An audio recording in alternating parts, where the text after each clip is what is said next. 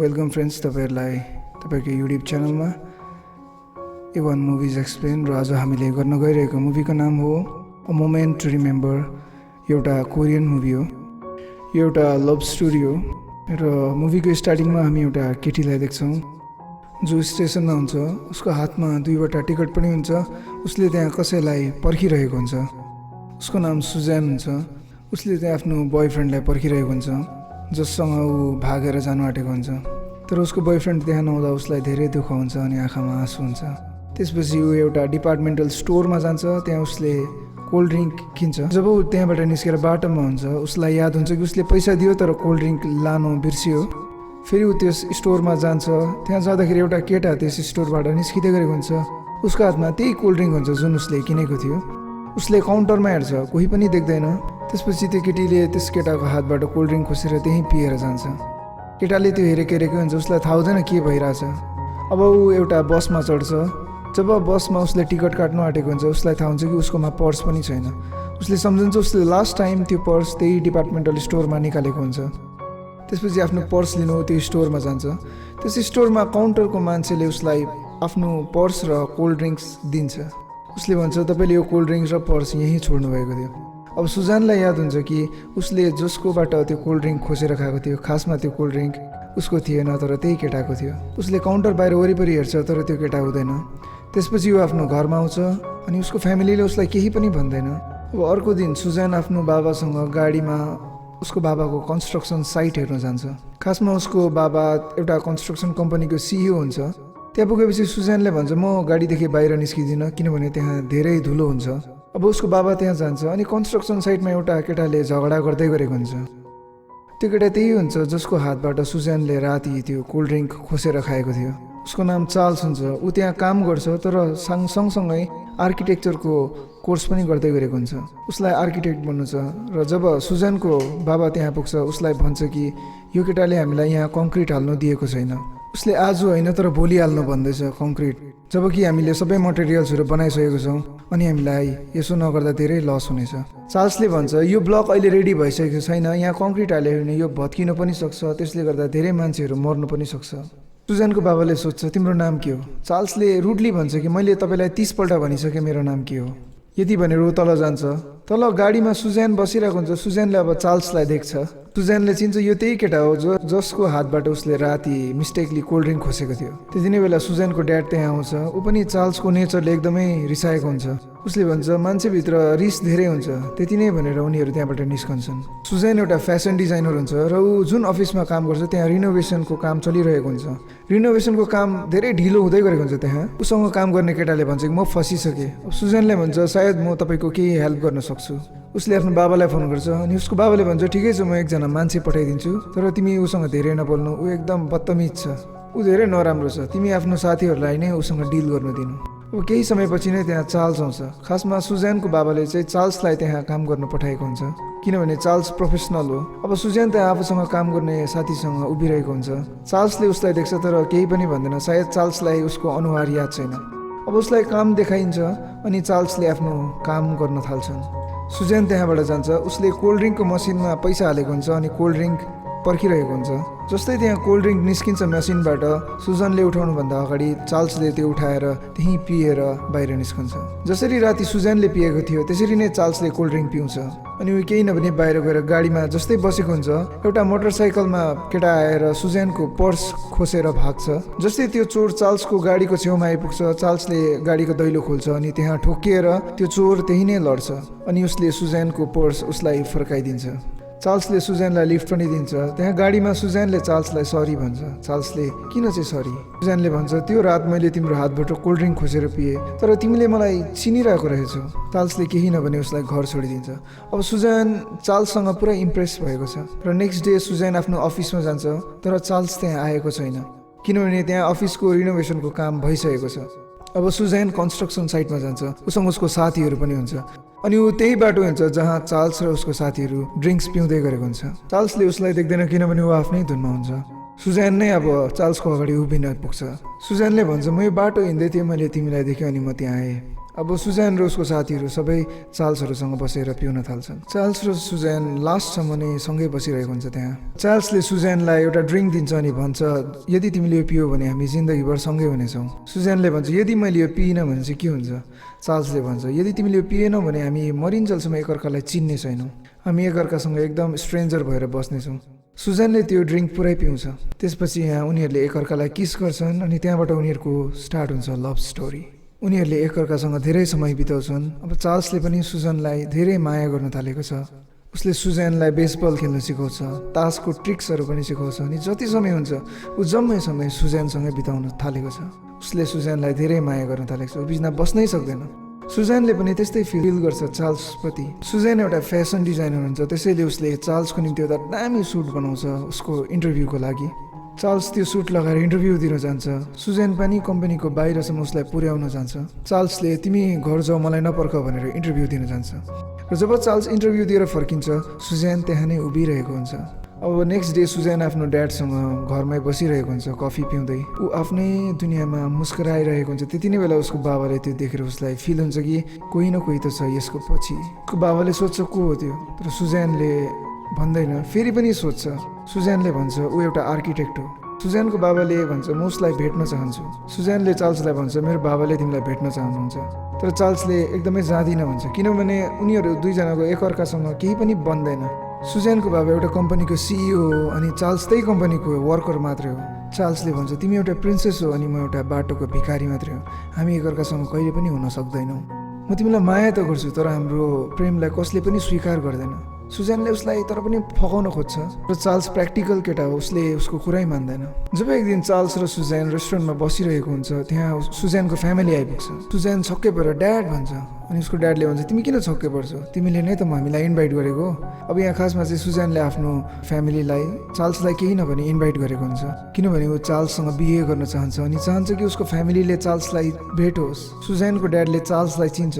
अब त्यहाँ चार्ल्स अनि सुजैनको फ्यामिली बसिरहेको हुन्छ तर उनीहरू बिचमा केही पनि बातचित भएको हुँदैन। त्यहाँ पुरै साइलेन्स हुन्छ अनि सुजैनलाई अनइजी फिल हुन्छ अनि उसले वासरुम जानको निम्ति निस्कन्छ। खासमा चाहिँ सुजैनको हेल्थ बिग्रिँदै गरेको हुन्छ। त्यहाँ सुजैनको बाबाले सोध्छ कि तिम्रो फ्यामिलीमा को छ? चार्ल्सले भन्छ मेरो फ्यामिलीमा कोही पनि छैन। सुजैनको बाबाले भन्छ तिम्रोमा एउटा बस्नको निम्ति घर छ?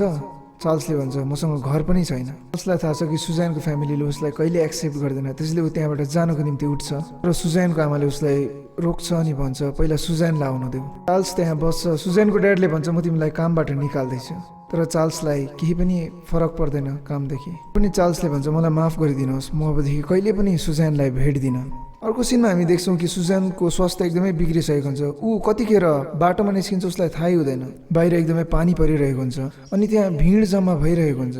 खासमा चाहिँ त्यहाँ सुजैन बेहोस भइरहेको हुन्छ। सबै थुप्रिएको देखेर सुजैनको बहिनी पनि त्यो भिडमा जान्छ अनि त्यहाँबाट चिच्चाउँछ अचानक। चार्ल्सले त्यो आवाज सुनेर कुद्दै त्यहाँ पुग्छ। उसले सुजैनलाई त्यहाँ लडिरहेको देख्छ।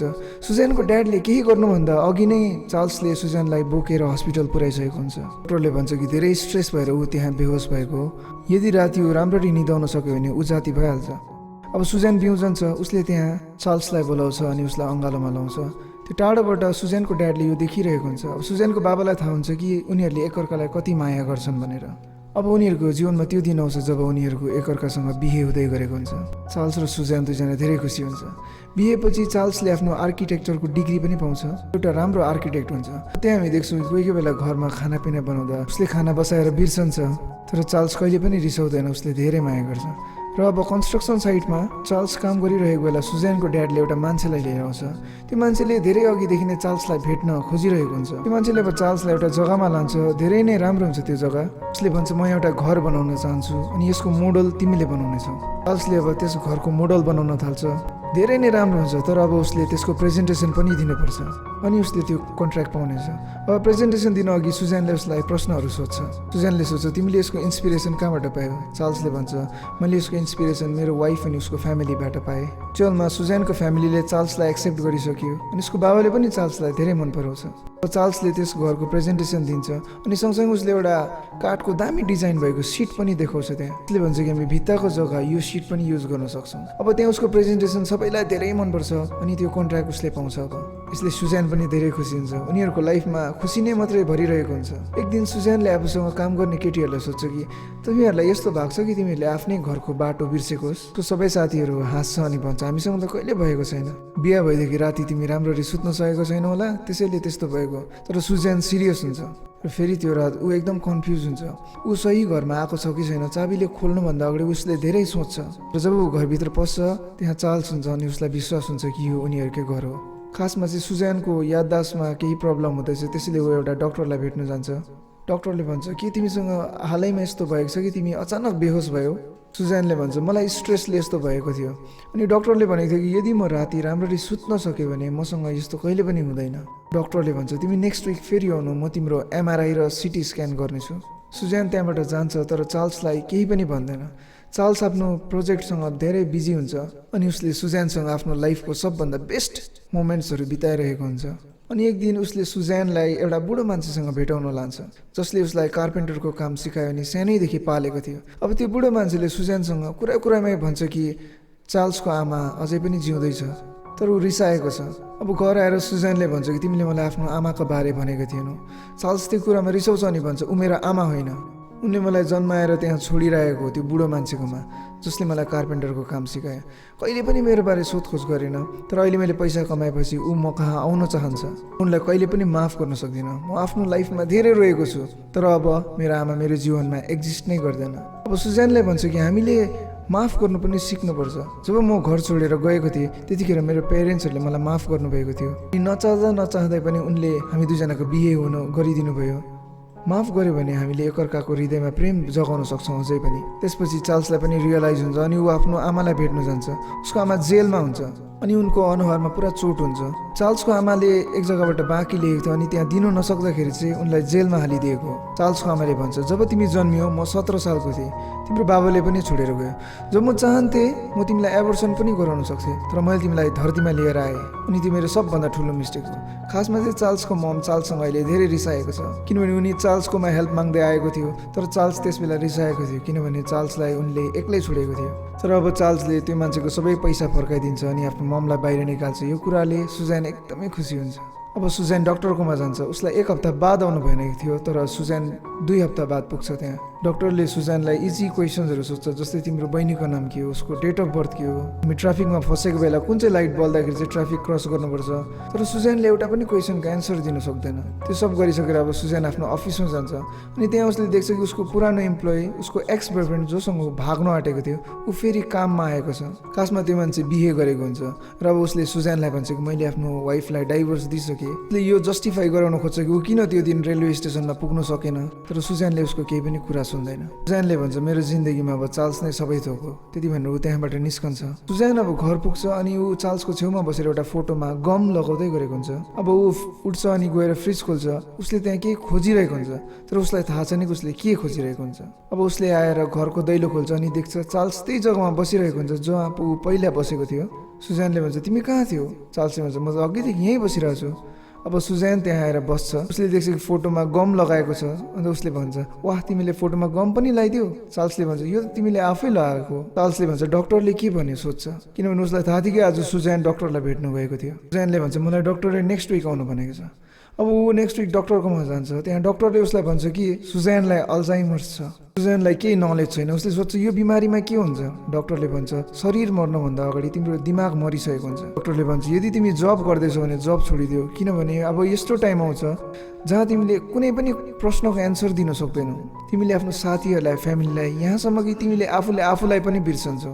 तिमीलाई यो केही याद हुँदैन कि तिमीले यो काम कसरी गर्नुपर्ने हो। सुजानले भन्छ म 27 सालको मात्र हुँ, यसको कुनै दबाईहरू छैन। डक्टरले भन्छ हामी दबाईले यसको रफ्तारलाई स्लो मात्रै गर्न सक्छौँ तर यो बिमारलाई क्योर गर्न सकिँदैन। यो कुराले सुजान टोटली ब्रोक हुन्छ। उसको आँखाभरि आँसु हुन्छ तर उसले यो बारे चार्ल्सलाई भन्दैन। उसले भन्छ कि म जब छोड्न चाहन्छु। चार्ल्सले भन्छ किन यसरी? सुजानले भन्छ म घरमा नै बस्न चाहन्छु। चार्ल्स खुसी हुन्छ किनभने उसले सुजानलाई काम पहिल्यैदेखि नै नगर्नु भनेको हुन्छ। अब बिस्तारै सुजानको बिमारी झन् बढ्दै गरेको हुन्छ। चार्ल्स आफ्नो कलिगहरूसँग बसेर लन्च गर्दै गरेको बेला उसले त्यहाँ एउटा टिफिन बक्स खोल्छ। त्यहाँ राइस हुन्छ अनि अर्को टिफिन बक्स खोल्छ त्यहाँ पनि राइस नै हालेको हुन्छ सुजानले। त्यो देखेर सबैजना हाँस्छन्। चार्ल्स छक्कै पर्छ। खासमा सुजनलाई बिर्सिसकेको हुन्छ कि पहिलाको टिफिनमा उसले राइस हालेको थियो अनि सेकेन्ड टिफिनमा उसले फेरि राइस नै हाल्यो। अब चार्ल्सलाई डाउट हुन थाल्छ अनि ऊ डक्टरलाई भेट्न जान्छ। डक्टरले भन्छ कि अब तिम्रो बुढीलाई अल्जाइमर्स भएको छ। उसले तिमीलाई, आफ्नो फ्यामिलीलाई, यहाँसम्म कि उसले आफूलाई पनि बिर्सिन्छ अब केही दिनमा। अब चार्ल्सले रिसले तिमीले कसैको रिपोर्ट हेऱ्यो होला, मेरो बुढीलाई यस्तो बिमार छैन भनेर डक्टरको कलर पक्रिन्छ। अब त्यति नै बेला त्यहाँको स्टाफ आएर चार्ल्सलाई भन्छ कि डक्टरको वाइफलाई पनि यही बिमारी भएको थियो अनि उनले आफ्नो सारा जीवन नै अल्जाइमर्सको पेसेन्टहरूलाई हेरेको हुन्। डक्टरले चार्ल्सलाई भन्छ तिम्रो वाइफलाई भएको अल्जाइमर्स रेयर हो, यस्तै अल्जाइमर्स मेरो वाइफलाई पनि भएको थियो। डक्टरले भन्छ जब उसले मलाई पुरै बिर्सिसकेको थियो, मैले उसलाई हामी फर्स्ट भेटेको जग्गा लगेको थियौँ, त्यहाँ जाँदा मेरो वाइफको फेरि याददाश्त आएको थियो। फेरि लगत्तै 3 घन्टापछि मेरो वाइफले मलाई सोध्यो हु आर यु।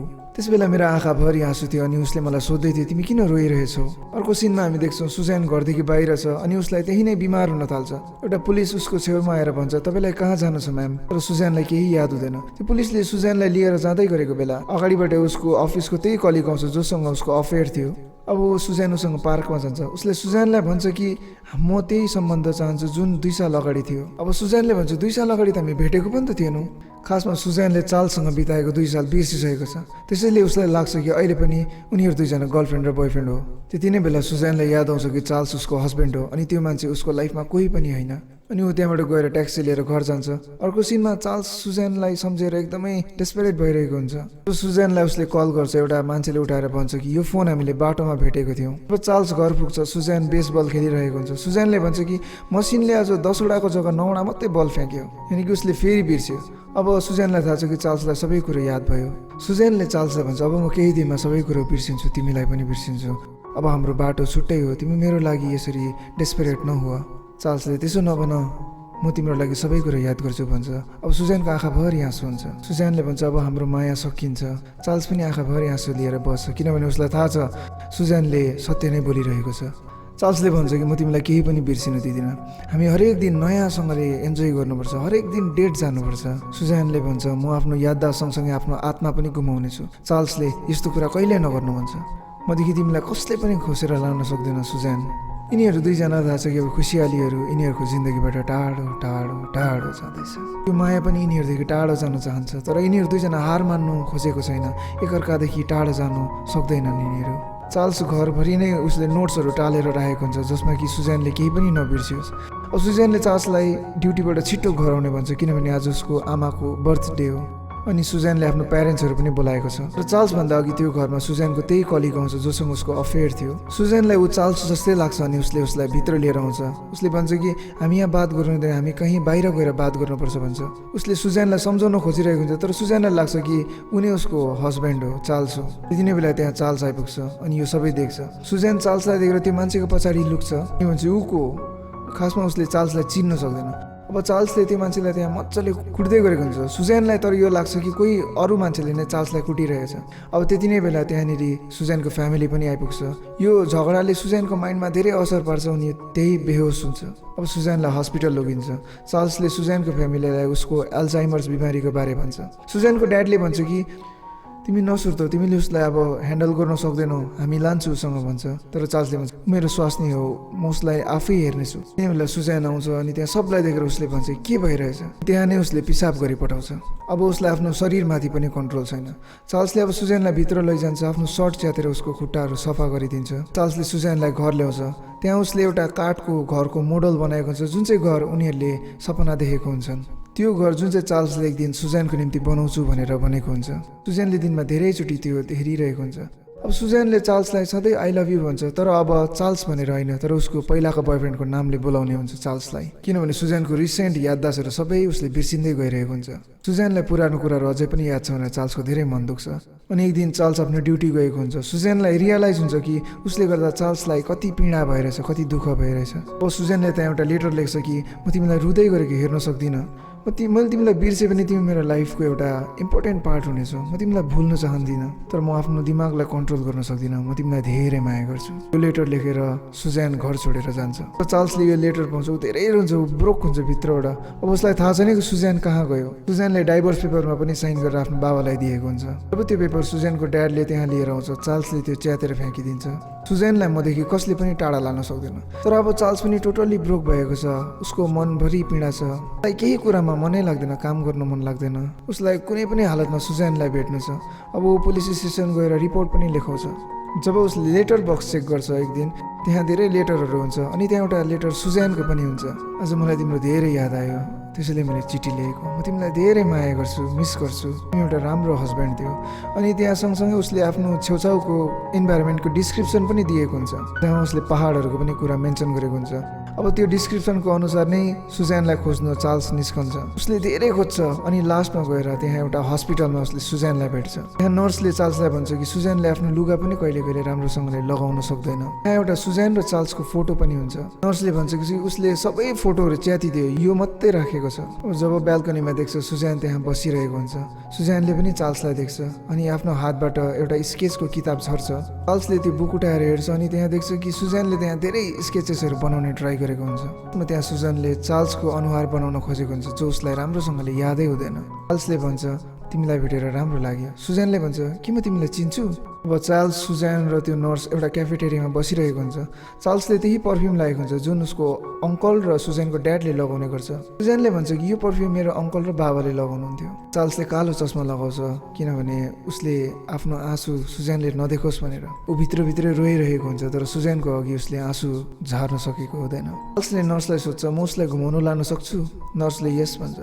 चार्ल्सले नर्सलाई भन्छ कि म तपाईँलाई एउटा एड्रेस दिन्छु, तपाईँले उसलाई भोलि त्यहीँ लिएर आउनुहोस् ल। नेक्स्ट सिनमा हामी देख्छौँ कि नर्सले सुजैनलाई त्यो स्टोरमा लगेको हुन्छ जहाँ सुजैन र चार्ल्स फर्स्ट टाइम भेटेको थियो, जहाँ सुजैनले चार्ल्सको हातबाट कोल्ड ड्रिङ्क खोसेर पिएको थियो।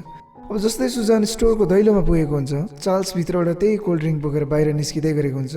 सुजैनले भित्र हेर्छ स्टोरको, त्यहाँ उसको सबै फ्यामिलीहरू बसिरहेको हुन्छ। सुजैन चार्ल्सको नजिक गएर भन्छ कि यो स्वर्ग हो। खासमा अब सुजैनको याददाश्त आइसकेको छ, ठिक त्यस्तै गरी जस्तै डक्टरको वाइफको आएको थियो, जुन कुरा डक्टरले उसलाई भनेको थियो। नेक्स्ट सिनमा हामी देख्छौँ चार्ल्स र सुजैन एउटा गाडीमा लामो ड्राइभमा जाँदै गरेको हुन्छ। अनि त्यहाँ चार्ल्सले सुजैनलाई first time I love you भन्छ। खासमा चार्ल्सले धेरै माया गर्ने हुन्छ, तर आई लभ यु कहिले भनेको हुँदैन। सुजैनले उसलाई अङ्गालोमा हाल्छ, तर यो थाहा छैन कि सुजैनको याददाश्त कहिले जान सक्छ, किनभने डक्टरको वाइफ जसलाई सुजैनकै बिमारी थियो उसलाई पनि याददाश्त आएको थियो, तर 3 घन्टा पछि नै उसको याददाश्त गएको थियो। भन्न सकिँदैन कि सुजैनको याददाश्त कति घन्टाको लागि उसँग छ। र एउटा कुरा त हो कि चार्ल्सले अब सुजैनलाई कहिल्यै पनि छोड्दैन। अनि यसैसँग यो मुभी यही नै सकिन्छ। त फ्रेन्ड्स, थ्याङ्क यू। हाम्रो च्यानललाई सब्सक्राइब गर्नुहोला अनि कुन चाहिँ मुभी हामीले एक्सप्लेन गर्नुपर्ने हो त्यो हामीलाई कमेन्टमा लेखिदिनुहोस् होला। यदि तपाईँलाई यो मुभी मन पर्यो भने यसलाई सेयर पनि गरिदिनुहोस्। Thank you.